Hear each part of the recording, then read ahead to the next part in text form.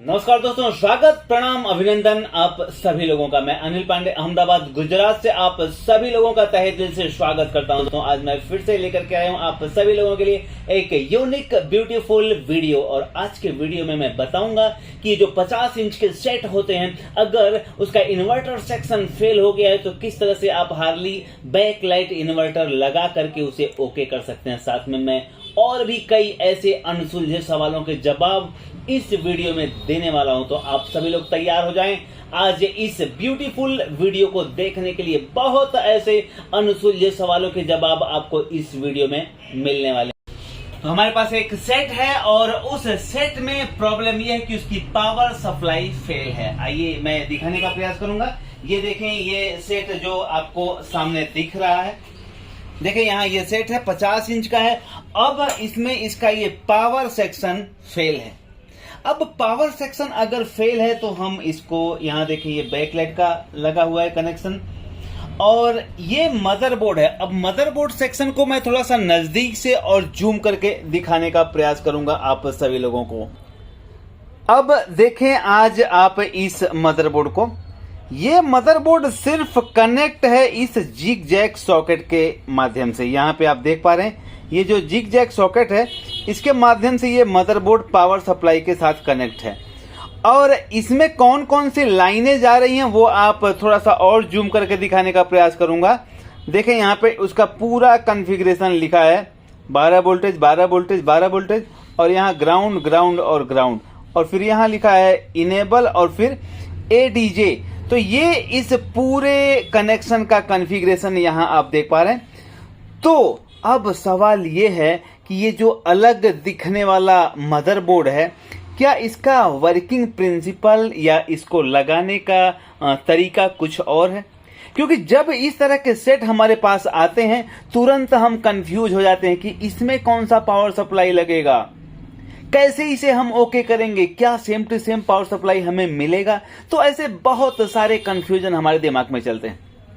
पर मैं बताना चाहूंगा कि यहाँ ये मदरबोर्ड एल शेप में जो आप देख पा रहे हैं, यह हो या कोई भी मदरबोर्ड हो, बड़े आसानी से आप कोई भी पावर सप्लाई उसमें आप डाल सकते हैं। तो आइए मैं दिखाने का प्रयास करता हूं कि इस पावर सप्लाई के फेल हो जाने के बाद हम इसमें दूसरी पावर सप्लाई कैसे डालें।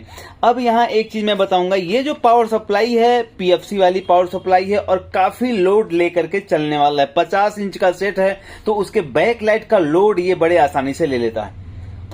लेकिन अब हमें इस तरह का सप्लाई ढूंढने में काफी मुश्किल होगी। तो यहाँ हम दूसरा एक बोर्ड है, पावर सप्लाई है, उसे हम लगा करके बड़े आसानी से इस सेट को ओके कर पाएंगे। तो देखें, सबसे पहले क्या करना होगा कि हमें इस बैक लाइट के जो लाइन है इसको हमको कट करना होगा कुछ इस तरह से।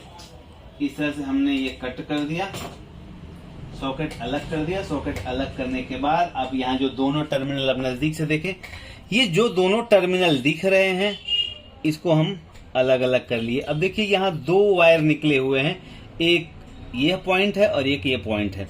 अब इसको यहाँ छोड़ दें। अब यहाँ हम पावर सप्लाई को इसमें से निकाल लेंगे। देखें कुछ इस प्रकार, ये पावर सप्लाई हमने निकाल दिया। अब मैं इसमें टाइम नहीं वेस्ट करना चाहता हूँ क्योंकि ये पावर सप्लाई खराब है और इसमें जो SMD IC ड्राइवर्स लगे हैं कुछ फायर हैं, तो इसको हमने साइड में कर दिया। अब यहाँ पे तो देखिए, यहाँ मैं इस सप्लाई को इसमें लगाने का प्रयास करूंगा। ये जो सप्लाई आप देख पा रहे हैं 4 एम्पियर की सप्लाई है और सिर्फ 12 वोल्टेज इसमें से निकलते हैं। यहाँ पे देखें, यहाँ कनेक्टर लगा है और यहाँ से 12 वोल्टेज निकलते हैं। तो मैं इस सप्लाई को लगाकर दिखाने का प्रयास करूंगा। सबसे पहले क्या करना है कि इस सप्लाई को यहाँ फिक्स कर देना है।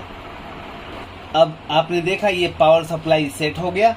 पावर सप्लाई सेट होने के साथ ये मेंस कोड भी आपने यहाँ लगा दिया। अब यहाँ से आपको मिलेगा 12 वोल्टेज। तो अब 12 वोल्टेज जो हमें प्राप्त हो रहा है वहां पे हमें एक कनेक्टर लगाना होगा। ये जो कनेक्टर है, ये देखें, ये कनेक्टर इधर वाला टर्मिनल जो है 12 वोल्टेज है, तो हमने इधर 12 वोल्ट लगा दिया। ये दोनों 12 वोल्टेज हो गए और ये ग्राउंड हो गया। अब यहाँ ये दोनों टर्मिनल आप देख रहे हैं 12 वोल्टेज और ये एक ग्राउंड और एक खाली है। एक वायर हमने निकाल दिया है, ग्राउंड का ये वायर हमने निकाल दिया है।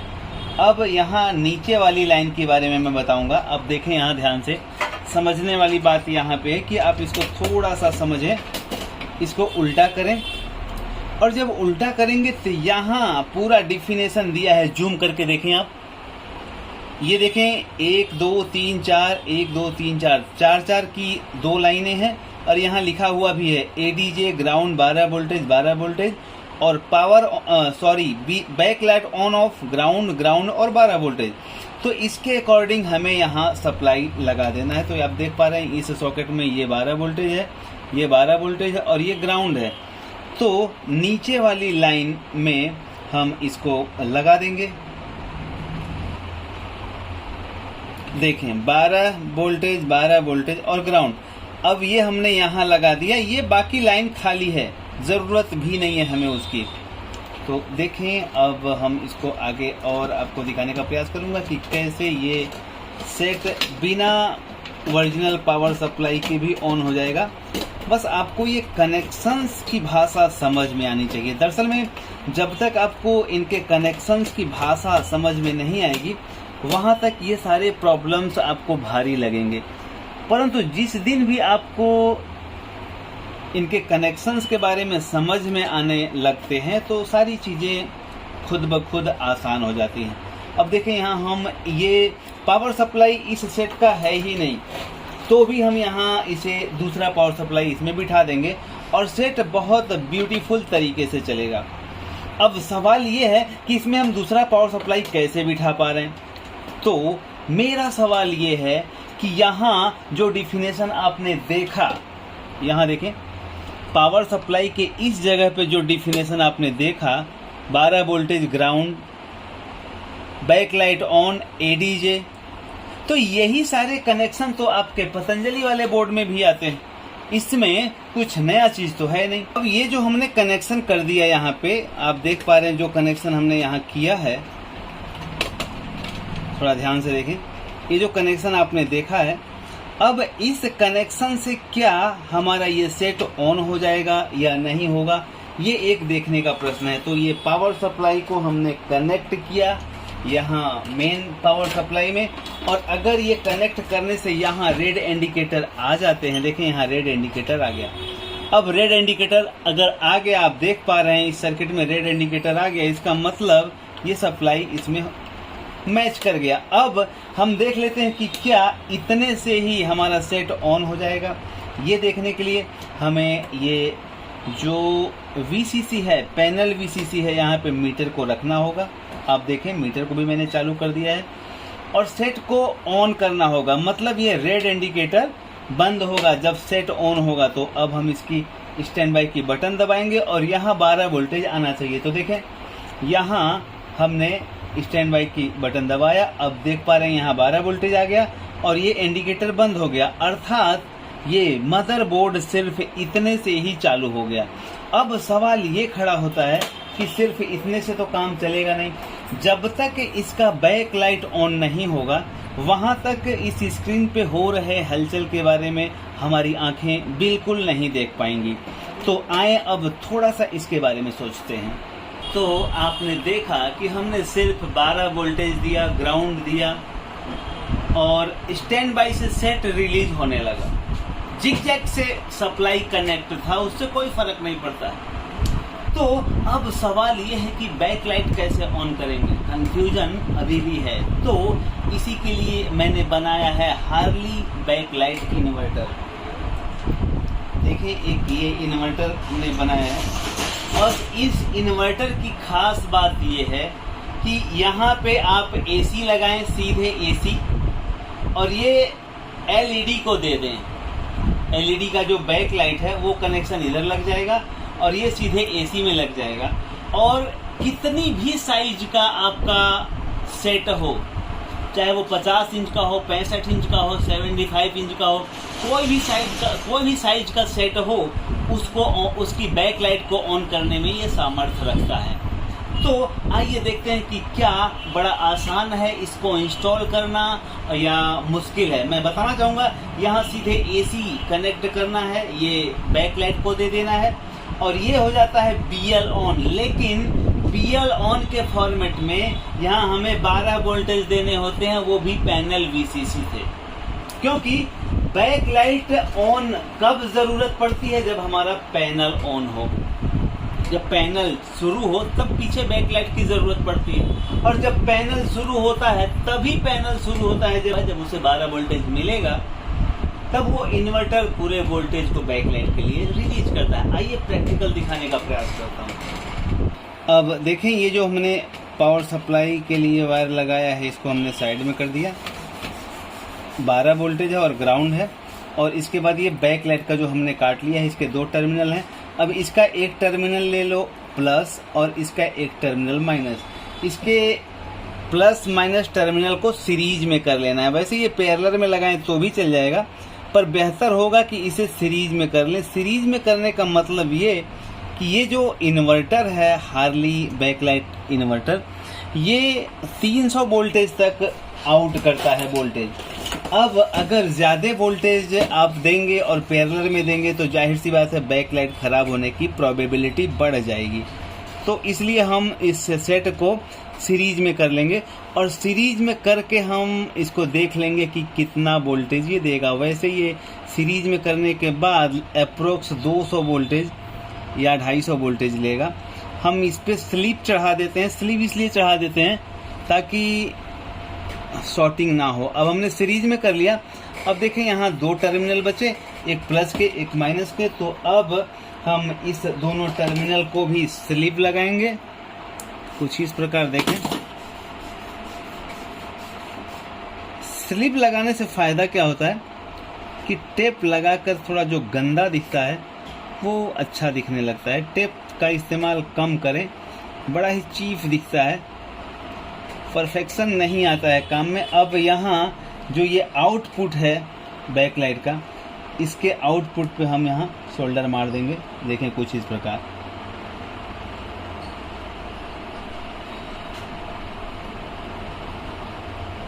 ये हो गया प्लस और साथ में ये देखें ये हो जाएगा माइनस।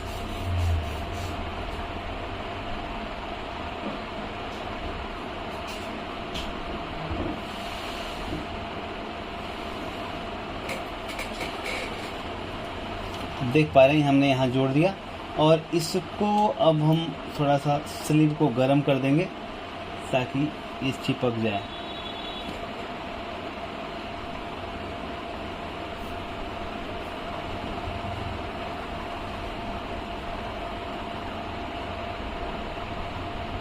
देखें, ये आउटपुट का जो पॉइंट है आप देख पा रहे हैं। यहाँ ध्यान से देखिए, कनेक्शन को थोड़ा समझने का प्रयास करें।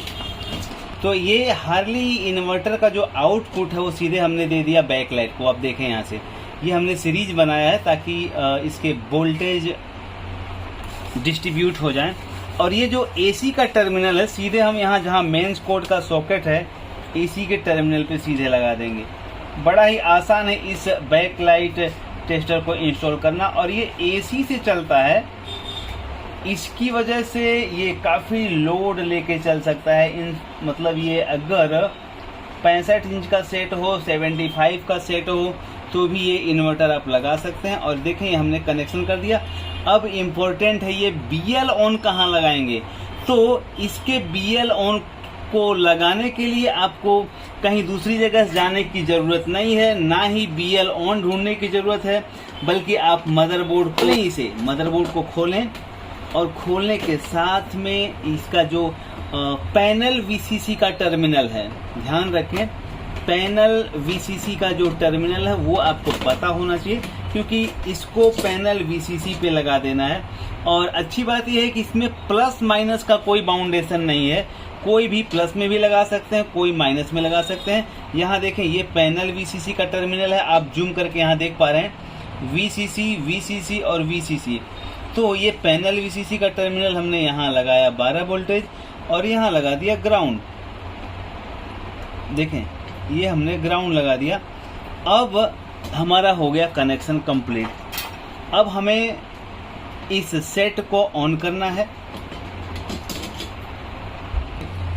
अब इसको फिट करते हैं। देखें आप, मैंने इसको फिट करने के लिए यहाँ स्क्रू मारना ज़रूरी है, क्योंकि अगर आपने स्क्रू नहीं मारा तो स्किप होने पर कहीं शॉर्टिंग हो जाएगी, मदरबोर्ड शहीद हो जाएगा, मतलब जो काम हाथ में है वो चला जाएगा।